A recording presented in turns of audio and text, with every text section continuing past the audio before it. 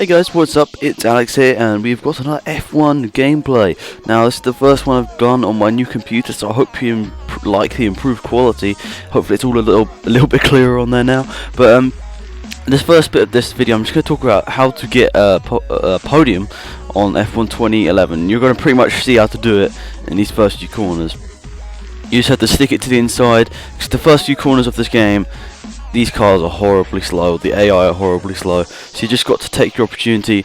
I mean, the rest of the race wasn't really that interesting, but these first few corners were quite interesting because of all the sort of scraps I got into. But yeah, so that's pretty much how to get third position. But let's get into F1 2012 China.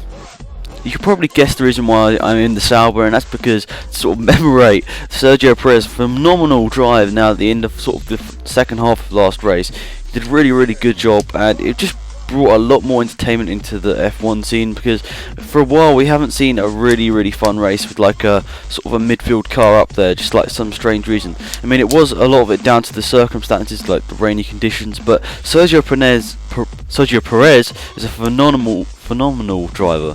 I can never say that word right, but he's a really good driver, and you know, we've seen it now. After everything comes into like the right circumstances for him, he absolutely shines, and he's rooming for a place at Ferrari. And to be honest, I wouldn't be surprised if I saw him go to Ferrari, maybe even by the end of the season. I mean, if he gets up there, maybe gets a few more podiums, Ferrari might consider sort of trying to take him on board, because you know, it might be a hard job to get some podiums in the Sauber in last year's car, but this year's car is a lot faster than last year's car in comparison to everyone else's, so it's a lot more likely to get up there. I mean, he did a phenomenal job in Australia as well, so you know, we see the pace in the cars there, but it's sort of, you know, can he maintain that great pace he had back in Malaysia?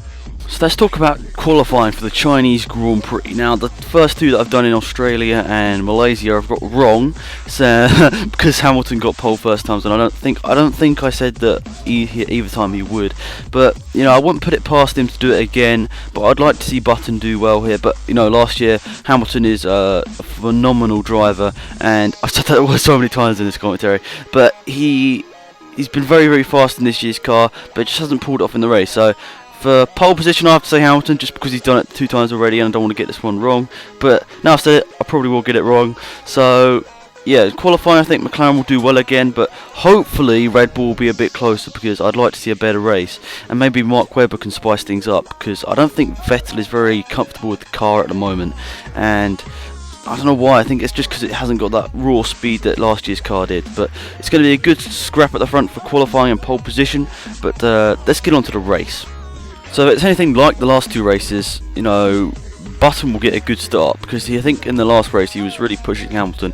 I can't actually remember whether he got ahead, but definitely in Australia I know Button got ahead and just streaked away until the safety car came out. So I think Button's, you know, he's better on his tyres than Hamilton. We've always known this. You know, he's, you know, less sort of, he doesn't damage them as easily, because you know, Button, I think he doesn't drive as fast, but he preserves the tyres, and over time I think that sort of makes him as good a driver, or maybe a better driver than Lewis Hamilton.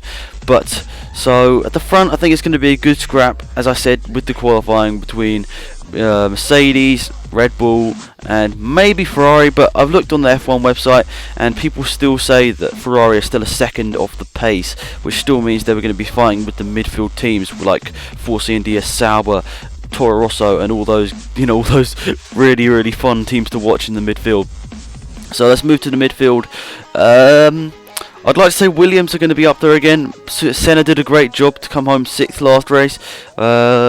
But I don't know whether he's going to do it again. I want to see Maldonado finish finally, because in the last 2 races he hasn't finished, and it's been in the last couple of laps. So I don't know whether it's the car's reliability. I mean, obviously in Australia it wasn't the car's fault. It was, you know, Pastor Maldonado's mistake.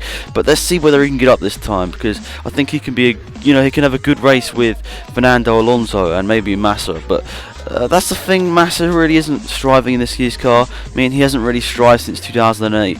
But you know, that's all. I think that this is going to be a good race. I mean, the back teams, hopefully they're going to have a good race too. But I still think Caterham are still ahead of Marussia and HRT. But for the winner, I'm just going to take a random guess and say Lewis Hamilton. So there we go. Thanks for watching, guys. Have a great day. It's been Alex, and I'm out of here.